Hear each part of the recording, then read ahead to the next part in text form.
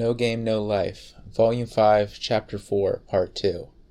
The Kingdom of Elkia, the capital city, Elkia. Late at night, in the last country of humanity, in an office in the royal castle, Steph, as usual, was hard up. Yes, I knew this would happen. Now we have to annex Ocean, don't we? Now with even more work, Steph's dark circles were permanently imprinting themselves on her face. Word was that the kingdom was also going to be incorporating Advenheim, albeit in a ceremonial capacity. The sheaves of paper swelled higher and higher by the day, but imagining it increasing even more, Steph turned away, not afraid, but contemplative. Though this has silenced the nobles. It was hard to admit, but Steph sighed at this fact as she dropped her eyes upon the paperwork. The powerful personages who had been assailing her day after day, challenging for privileges, had disappeared. Now all she was left with was the stack of procedures related to the distribution of the vast marine territory and resources Sora and Shiro had procured from Ocean. Not that that wasn't enough to keep her from getting any proper sleep, but it did mark a change between Elkia and the Eastern Union. Until now, so imbalanced in terms of power that the concept of Commonwealth was elusive. The seabed resources from Siren's lands, waters rather, even from Elkia's perspective, having obtained seabed resources that even the Eastern Union could not mine, the interest they would have lost in the merger with the Eastern Union now surged anew. Dangling the bait in every direction kept things proceeding remarkably smoothly. It had been the most ridiculous game, and a conclusion at which one could only throw up one's hands, but suddenly Steph mumbled to herself. Could it be that this is what they intended from the beginning? No, that's a leap, isn't it? It had all started haphazardly when Plum called on Sora and Shiro, but the final game hadn't involved the Shrine Maiden, that is, the Eastern Union, which meant the resources from Ocean belonged to Elkia alone, and consequently, the power imbalance that had been the biggest obstacle to the Commonwealth had been, in far from reserved, closed enough to seem realistic. At this, Steph had to wonder. Above all else, they had brought two other races under their umbrella at once, and now it appeared even Advenheim would join them. After Werebeast, Siren, Dampier, and then Flugel, just as he'd boasted, Sora really had absorbed 3 other races at once. Thus he'd taken 4 races, without seizure of their pieces, without cost to them, no, to their benefit, and brought them under his control without bloodshed. This made Steph recall the thought she'd had when Sora and Shiro had overcome the Eastern Union, the Shrine Maiden, an idea so absurd she'd chased it from her mind, coming back to her now with a tinge of reality. The 10th of the 10 Covenants. Let's all have fun together. The tension in Steph's face broke. Could they really do it? Could they take the Exceeds, who had once battled to the point of reshaping the very planet, and bring them together without any killing or death, to challenge the one true God? Come to think of it, Steph remembered the day Sora and Shiro had bet the humanity piece at the embassy of the Eastern Union, one of the race pieces given to each of the Exceeds, which, when collected, would constitute the right to challenge the one true God. Steph swung her gaze past the horizon. The giant chess pieces, all the more for the darkness of night, towered as if to block out the light of the moon. If those were the starting pieces of the one true God, then might it follow that each race piece had its own role? She had never seen the other race pieces, but the humanity piece that Sora and Shiro had shown them was the king, wasn't it? The king, in chess, the weakest piece. Its importance was paramount, but everyone knew that the king's traits were even worse than the pawns. For goodness sake, clearly I am overthinking this. Time to get back to work. At the same time, in the courtyard of the Elkia royal castle stood Sora and Shiro's palace, finally completed using the architectural techniques of the Eastern Union. Basically a small wooden shack, in a room floored with tatami mats according to Sora and Shiro's specifications. A clutter of countless games and books was strewn everywhere, and the siblings lay asleep atop their futons laid out in that close space, breathing quietly. Without sound or presence, a shadow approached, but not merely unnoticed. "Yo, Plum, what do you want at this hour?" "You're keeping us up." Stifling laugh, Sora and Shiro gave up the pretense of sleep and stared into the void. Ha, ha, excuse me. Well, you see..." However, had mere humanity seen through Dampier's stealth magic? Plum cancelled her spell, showed herself with an apologetic smile, and lowered her head. "Did you come to reveal yourself?" At Sora's query, Plum, still smiling, froze. Ignoring her reaction, Sora and Shiro sat up, grinning like children who just pulled off the prank of a lifetime. "I don't flatter people. I respect you for real. You got a sweet strategy. I can't even believe..." Sora's praise was sincere, but to the very end, you managed to lead us on without telling a single lie. Plum, no. Ironically, drawing up the corners of his mouth, Sora fixed his gaze on the Dampier girl. "No. Shall I call you Mr. Plum, the last male Dampier?" Boy, laying it all bare. Huh. His true form discovered, the boy, who looked like a pretty girl, sat cross-legged inside. His troubled face was the same as ever, but his eyes floating in the darkness gave a hint of cunning sharper than a knife. "Nah, did I make a mistake? When did you figure it out?" "Huh? He really does talk like that?" Sora chuckled to himself as he answered the question. "Right at the start, I wish I could say."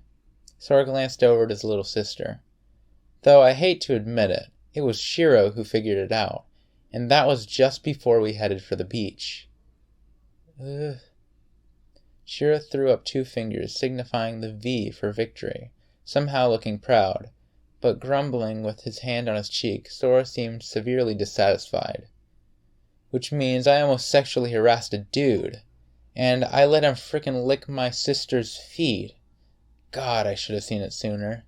Mumble, mumble. "Ha ha ha, I'm very grateful about that. I really was about to die." Sora clucked bitterly at the pretty boy's innocent thanks. "Alright, now how about that quiz we were doing at that night on the beach? Shall we continue?" "June 20, 2239 UTC. Plum." As soon as he said it, Shiro began regurgitating her memory once more, as spot on as a voice recorder. "Please make our queen fall in love. I've brought a plan so that you can achieve this." Yes, this had been Plum's request on first visiting Sora and Shiro, but there's one thing that's always bugged me, and it's this. You didn't say, "wake up." You only said you brought a plan to make her fall in love. And so, when we were at the Shrine Maidens, we laid 2 traps for you. June 21st, 7:28, UTC. Brother. Okay, I get your sure win or whatever, but why don't you do it yourselves? Then Shiro continued off as if to compare. June 21st, 7:30, UTC. Plum. You see, the last male Dampier is still young. It has to be a man with the ability to reproduce. First of all, we kept emphasizing sure win over and over again, but you never once said it was a sure win. So, you must have known from the start that making her fall in love wouldn't make us win, huh? As Plum just grinned sheepishly, Sora looked back harshly. Next. Then too, I asked why you didn't do it yourselves. Sora frowned as if to say, there's the bit that I don't like, and announced, I said yourselves, but you didn't say anything about yourself. You just said it had to be a guy, and brought up some guy without specifying from whose point of view he was young. Plum couldn't pull off a lie in front of a werebeast. He could only change the subject. This guy who still didn't have the ability to reproduce being you, right? Yes, based on this, the one who'd finally figured it out was Shiro. And here... You remember when I looked at Shiro's phone and said, then it doesn't have to be brother? Yes, but what about that? At the boy for whom this was apparently insufficient to tie things together, Sora scoffed. What was actually written there was everything I just told you. I intentionally read something different from what was written, to alert the Shrine Maiden with a lie. Yes, Plum, the last male Dampier, has scrumptiously avoided straight talk. When a dangerous question arose in the form of, "Is it A or B?" he'd always answer, "It's not B." But that didn't mean therefore it is A, nor did it mean he was lying. For all a werebeast was, as long as Plum stuck to the truth, she couldn't detect this ingenuous sleight of tongue. But this leads us to some interesting implications, doesn't it? Sora clapped his hands. "Shall we sum up?" and strode about the room, monologuing joyfully. "It was true that you were seeking the emancipation of Dampier. It was true that you could make her fall in love with your love spell, but you knew that wouldn't wake her up. But it had to be true that you were seeking your emancipation using us. Yeah, you sure give us a lot of credit. We're honored." She responded to Sora's pronouncement with a grin. "June 20th, 2159, UTC, Plum. Please, wait, your majesties, we have no one to turn to but you." Yeah, no kidding. It's not like you could turn to anyone but us. So who would Plum need for his plan? Folks who could identify the conditions to awaken the Queen, which even Plum didn't know, could then awaken the Queen and win all the rights of Siren just as Plum had planned, and could, if they lost, be fed without concerns to the Siren. They could only be of the one race the Sirens could look down on, the lowest in the ranking, humanity, and specifically those who had Jabril support, and by extension Advenheims in particular, Sora and Shiro. But there was a problem close to Sora and Shiro, namely Azuna, and by extension the Shrine Maiden, the Eastern Union. Lies would be utterly ineffective against the senses of Werebeast, and therefore, all you could do is pull the wool over our eyes, and lead us the entire time without a single lie. Sora clapped in earnest appreciation. "Yeah, I'm telling ya. Man, it really is an honor that you saw so much in us. To be honest, when we go to Advenheim and couldn't use the strategy we'd planned, we were really on the spot." "Yes, well..." The boy, scratching his cheek, apparently troubled, grinned as a wily strategist. "If I didn't have faith in you, why would I work with you in a game like that?" With a fearless smirk that asked, "Isn't that obvious?" the last male Dampier tossed out the offhanded remark, which made Sora smile. Were it necessary to complete his gambit, he would throw himself into the fire. Sora had to say from his heart that the kid was a true gamer, beyond reproach. Still, even figuring out that much, we ended up playing right along with your plan. I mean, we didn't have any choice. I hate to say this, but seriously, good game. It's a draw, huh? Plum, props. Sora and Shiro sat cross-legged and beaming. But, ah ha ha, that's for you're wrong. This game is all mine. His face still clouded, Plum looked down at them sharply. Yes, as if licking his lips before a feast, his smile twisted. What? Feeling threatened by this sudden transformation, Sora braced himself. All right, they'd seen through him, but that wasn't enough. Plum sneered, his expression contorting. What Queen Layla bet was everything she had, remember? Do you still not see it? What? At these words, Sora winced and stepped back. So you finally see it. Plum's fiendish smirk deepened. Yes, you inherit not only her rights, but all her duties. Ah, wait, but that... Grasping the implication, Sora moved to shield Shiro, his eyes wide with shock. When he'd won everything belonging to Siren's agent plenipotentiary, it wasn't just rights. He'd also taken on her duties. In particular, the obligation to supply Dampier with blood. Plum, the beautiful boy with sharp, scintillating eyes, his troubled mane cloudless now, doing justice to the true image of the vampire. The king, the last male Dampier, suggested the status of an agent plenipotentiary, and with a wicked leer he bared his fangs. Which means, wherever the chip falls, I'll be the one cashing in. Do you see?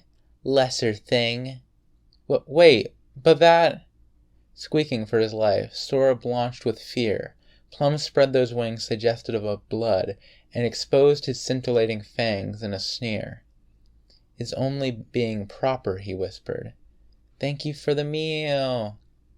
With that, he pressed his fangs to Sora's neck, the latter's expression a mask of horror.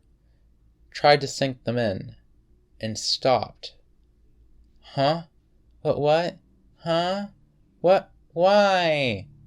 All that mystique he'd summoned vanished instantly into thin air, leaving the king of the night as just Plum again. Brother, your acting sucks. What? No, come on. This is just the part where you want to ham it up a little, right? Their terrified countenances were unceremoniously discarded. Before the befuddled Plum, the siblings sat smugly, shooting the shit. I tell you as many times as you want, Plum. That was sweet. And someone who can come up with a strategy that sweet has got to consider how he's going to free Dampier if we do succeed in waking the Queen, right? Just like you saw a lot in us, we saw a lot in you. A transition then to a friendly, but gamer-like, enigmatic grin. That's why I said it, that this game is a draw. At these words, for the first time, Plum's eyes swelled in shock. But Sora, his mood lifted by this exchange, just spread his arms, delighted, and went on with a smile. Seriously awesome, dude. I mean it. A trap set to go off automatically if we win. A time bomb. I've been gaming for a long time, but this is the first time I've had one dropped on me so epically. Once more, with the accuracy of a recorder, Shiro spoke. June 22nd, 1:03 UTC. Brother. The Queen's wager was everything I have. Am I right? You just looked down. You didn't say yes or no. We got that too. Sora's lead-in was ominous enough, but what followed sent sweat running down Plum's cheeks in shock. No, in abject terror. So with that, let's give you the booby trap prize. June 20th, 2220, UTC. Plum. I have heard that your majesties intend to conquer all races. This quote, merrily recited by Shiro from Sora's lap, was what Plum had said to Sora at the very beginning. Sorry, man, you had this wrong all along. We're not taking anyone's peace. What? Dude, look, I talked to the Queen while you weren't around. Sora squinted, as if relating a hilarious joke to a good friend. The punchline? I told her she could have everything back except the obligation to cooperate with us. Everything including the race piece. Well, she had said, Master of my heart, please at least hold on to the right to torment me. A request he'd refused. Sora added wearily. Hearing all this, Plum, empty and limp, sank to the floor and sighed. What is that? No matter the strategy, if one goes wrong in the first steps, it's over. The more advanced the strategy, the more critical the first steps. This Plum knew well. But how could one perceive such a mistake from the jump? The question confounded Plum. You just made one mistake, and it was a careless one. If not for that, it really would have been perfect. Yes? Dampier was weakened by the 10 Covenants. You guys knew it, and even worked to account for it right away. But even so, you're still short when it comes to recognizing your own weakness. 'Cause look, at the very end, Sora chuckled, you called us lesser things, didn't you? That's why you lost. From this statement, inferring everything, Plum sighed. Ha ha ha. After this, I still had pride, didn't I? Thinking that could ever happen was my mistake. Of all things. Reassuming his usual troubled expression, Plum looked up at the ceiling, muttering, How could I ever think you are really planning to challenge the one true God? Hearing this, Sora and Shiro smiled with satisfaction. He does know. This Plum, the last Dampier boy, he realizes how to beat this world. There ought to be more dudes like you in the world. You were this close. Let's play again sometime, Mr. Plum. Watch out next time, they seemed to advise, their voices free of malice. Huh. Plum exhaled long and sprawled onto the floor. Ah, I can't stand it. I thought it was perfect. I kept my guard up against Flugel and Werebeast, and I meant to expect as much as I could from you. I did have a bad feeling in Adventheim, but... That chill that had flickered through his mind, his foreboding that these two were too dangerous, had been right. How do you call this a draw? This leaves nothing but the status quo. Yes, what had changed thanks to Plum's plan? They'd woken up the Queen and averted execution, but Dampier would continue living under Siren's tyranny. And if Siren was going to cooperate with Sora and Shiro, Dampier could offer no defiance, given the basic principle of their symbiotic relationship. Amazingly, Plum's plan had been used, and they had been sucked in. In fact, indeed as had oft been repeated, it had been accomplished in a manner that harmed no one. You win utterly and call it a draw. Is this irony? Plum pouted intensely at the siblings, who had so brilliantly turned his plan back on him. Just to point it out, we're going to be slaves to Siren forever, and I'm not happy with this at all, right? So let me just say this, he added. Don't think you can lick Dampier just like that, okay? The eyes of the King of Night, capable of making all they beheld tremble, turned to Sora and Shiro. Brushing off his gaze like a gentle breeze, though, the two raised their thumbs together. Sure, how could we beat you if we thought you were using pickings? Let's game again. We'll be waiting. It was fun, Mr. Plum. They responded with nothing but smiles, lauding a kick-ass gamer. Pushed aside like a curtain, Plum surrendered all thought and sprawled out on the floor once more. By the way, the match is over now, right? I have a favor to ask. Plum met Sora's eyes with the soberest expression imaginable, and, King Sora, please allow me to lick your sis's feet. All right, you're ready for a war, huh? Let's do it. Bring it, Dampier. The slave of sweat, the perverted boy, lowered his head and shouted vehemently. Oh, well then, I don't mind if it's yours either. You don't care if it's a guy or a girl? You're a drag princess. You have a sweat fetish. You'll go on for either sex? Bro, that's too much. With a jolt and goosebumps, Sora unconsciously grabbed Shiro and took a step back. Now that I know how you taste, I can never be satisfied with the blood of sirens. This is how it is. You say, don't think you can lick Dampier, and then get your hand on your hands and knees without a second thought? Come on, man. What? No. I'll be the one doing the licking. That's not what I... Then, as if something had just occurred to him, Sora sank into deep thought before answering carefully. If you're willing to make a trade, I'm not gonna let you lick Shiro, but you can lick me. After Adventheim, why not, you know? Really? Brother. As the perverted boy chomped down on this with a flash in his eyes, Shiro still looked perplexed. Well, you see, after all that, I still have no idea what love is. It seems like Shiro and everyone else got it, and I even got upstaged at the climax. So... Sora, descending into depression for some reason, vigorously shook his head and made his proposal to Plum. Cast that love spell of yours on me. Then, Shiro, can you put your hand on my chest? That's no trouble at all. Come, my preparations are complete. Let's go. Yeah! Plum's eyes formed a complex pattern so that he could deploy the right at a moment's notice, but Shiro, seemingly conflicted, put her hand on her chin, and then, as if reaching some conclusion, she announced uneasily, Okay, I'm down. Now, as I have obtained both of your Majesty's permissions, I shall begin. So sweat, please, All right, I got it, so calm down. As they had when Plum used the spell on the Shrine Maiden, his black wings swayed and stained red. The crimson rite that crept onto his arm flowed at Sora, and just as before, with an ear-splitting sound, rogue light whirled around his target. Now, the only thing left is for Queen Shiro to place her hand on King Sora's chest. Let's go, and I'm about to die, so please, bodily fluids.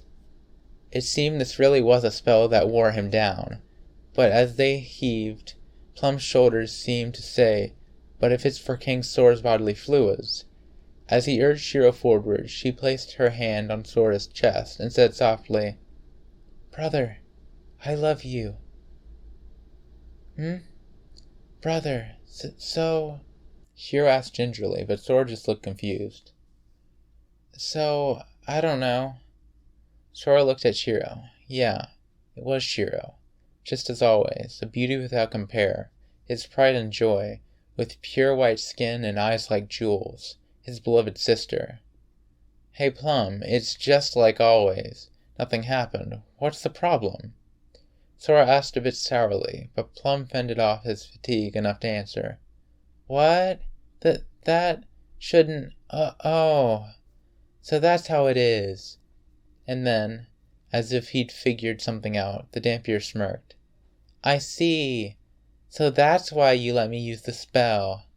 I have no idea what you're talking about." Shiro curtly averted her gaze as she replied, leaving Sora alone, out of the picture. Plum, though, seemed refreshed, the biggest riddle having been solved. "I see. So that's why the Queen's charm doesn't work. As long as they were in this world, the siblings should have been susceptible to spirits, yet they weren't affected by the Queen's charm. Under Plum's spell, Sora's definition of romantic love should have taken hold as what he felt, yet his experience didn't change, and what that meant... "Hey Shiro, what's the deal?" Sora was apparently a bit slow in the uptake, but Shiro looked away. Now, I cast my spell just as I promised. Sweat, please." "Well, I guess I can't hurt you, huh?" As Sora held out his hand, Plum pounced with a "thank you." It seemed like the spell really had been cast. There was no reason for Plum to lie, but nothing had changed. What does this mean? Even magic can't make me capable of falling in love? Is this the will of the cosmos? Though Sora griped in utter disgust, Shiro did not reply. This is it. Oh, it's so delicious. What is it?" Looking down at the pervert making a scene while licking the back of his hand, Sora rolled his eyes and asked, "Hey Shiro, what is love?" "I don't know." Avoiding eye contact, Shiro's cheeks reddened slightly.